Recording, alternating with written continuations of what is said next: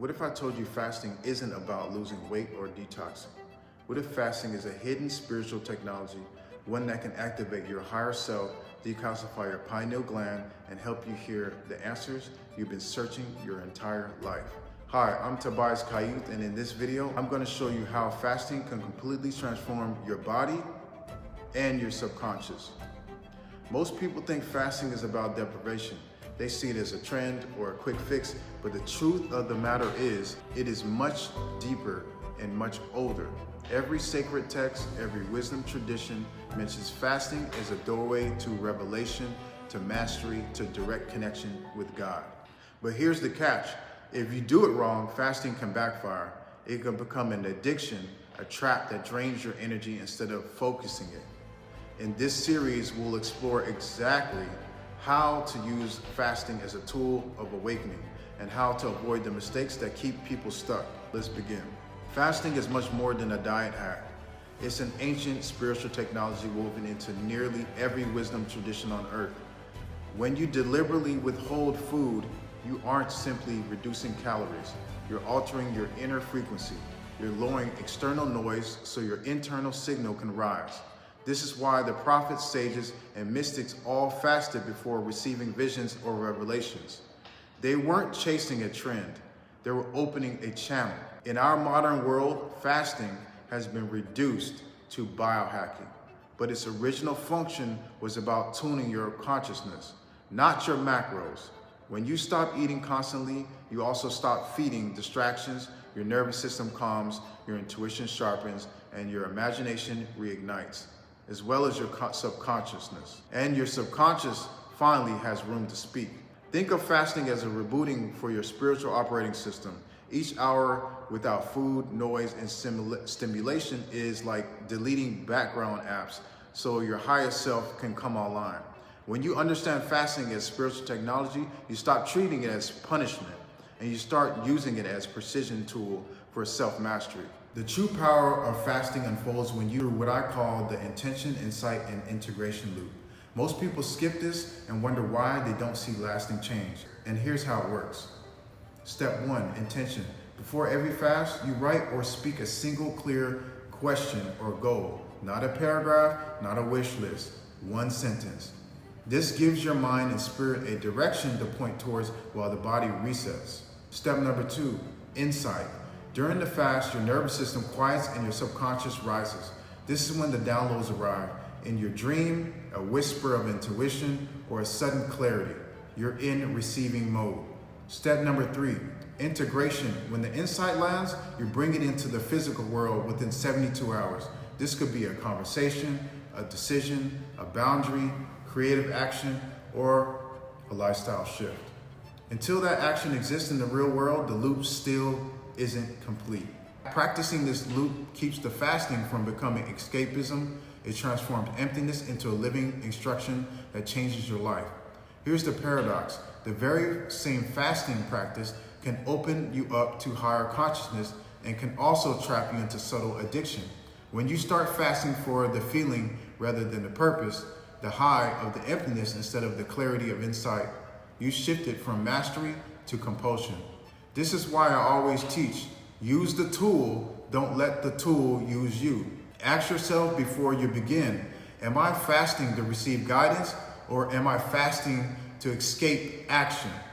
If you're already receiving an instruction from your last fast but haven't implemented it yet, fasting can again become procrastination wrapped in spirituality. Addiction to fasting shows up as pride. I went 72 hours. As avoidance, I'll fast again instead of acting. Or as physical burnout. True discipline is being able to stop, refeed wisely, and take aligned action before re-entering the fast. When you keep fasting aligned with clear intention and swift integration, it remains your ally and not become your master. Every spiritual practice still runs through the nervous system, the heart, and the cells of the body. Fasting doesn't suspend biology, it intensifies it. When you restrict food and water, your body taps stored energy to maintain essential functions. At the same time, your mind and spirit become more sensitive, which is why intuitive downloads arrive. But the sensitivity also means working with smaller energy budgets. Dry fasting plus heavy workouts, all-nighters, or emotional stress will drain your battery quickly. Out-of-body states and altered consciousness burn real ATP, the same fuel that your muscles need. This is why dizziness, irritability, or brain fog appear if you push too hard. The wiser path is to match the depth of your fast to the load of your day. Lighter training or meditation on deeper fast days, more food and minerals on heavy work or workout days. Treat your body as the altar, not as the sacrifice. When you honor your physiology, fasting becomes a sustainable portal rather than a crash course in depletion. Food isn't the only thing we consume. Our attention is constantly fed by notifications, scrolling, news cycles, and endless mental chatter. If you remove food and keep flooding your mind with digital noise, you're only doing half the fast. The pineal gland, the ancient inner eye, described in spiritual traditions, respond not just to what you eat, but to what you watch, hear, and think. This is where mental fasting comes in.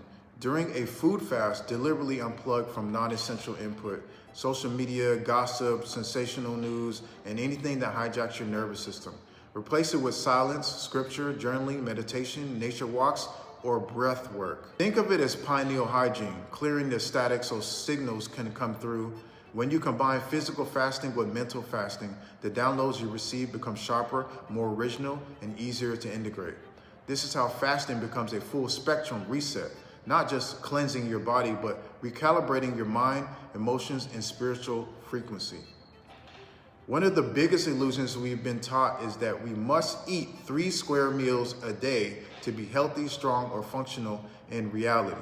In reality, that pattern is a modern cultural construct, a product of industrial schedules and food marketing, not a biological necessity. For most human history, we ate intermittently based on availability, seasons, and activity levels. Our bodies are designed to thrive in cycles of eating and not eating.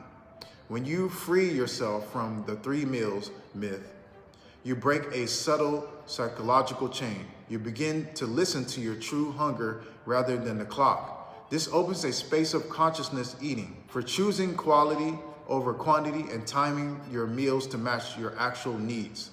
Whether it's 1 or 2 intentional meals per day or intermittent fasting windows, you discover that strength, mental clarity, and even muscle gain are possible without constant feeding. The goal isn't starvation, it's alignment. By reclaiming your natural rhythm, you reclaim sovereignty over your biology and your time, as well as your spiritual practice. At its deepest level, fasting isn't about food at all. It's about identity. Every time you pause from consuming, you send a signal to your subconscious. I am not just a consumer, I am a creator. This identity shift is where the real transformation begins. You start to realize that your energy, attention, and choices are not passive responses to the world. They are the raw materials of reality itself. When your stomach is empty, your inner space fills with creative power. Ideas resurface, old patterns break. The part of you that once felt needy begins to feel sovereign. You stop seeking permission and start shaping outcomes. This is why so many mystics fasted before writing scriptures, launching movements, or creating works of art. The key is to capture and direct the surge of creative power while it's fresh. Journaling it, recording it, speaking it aloud, putting it into action quickly. In doing so, fasting evolves from a temporary practice into a catalyst for a new way of living. A life led by creation, not consumption. Now let's bring it down to earth. It's one thing to talk about the spiritual technology of fasting.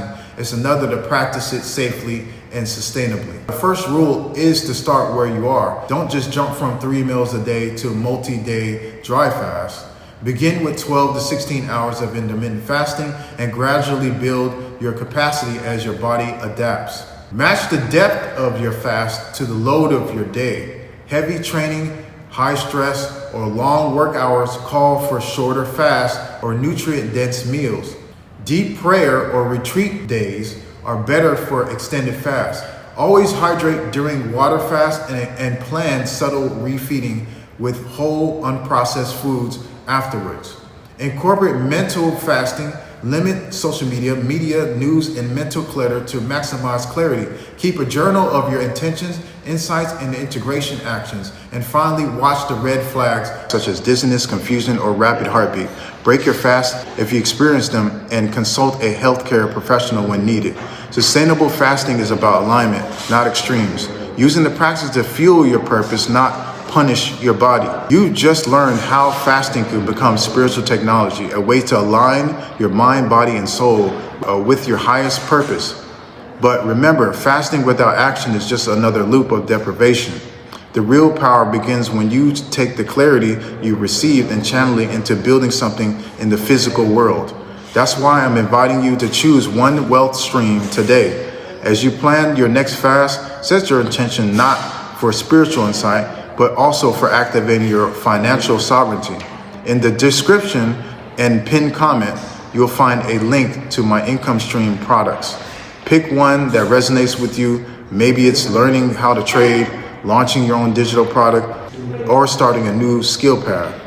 As you fast, visualize yourself creating, earning, and circulating wealth in alignment with your values. And then as soon as your fast ends, take one concrete action towards the stream. This is how you anchor your spiritual downloads into tangible results and let fasting fuel your freedom rather than just another ritual. Click the link, pick your stream, set your intention, and let's build together.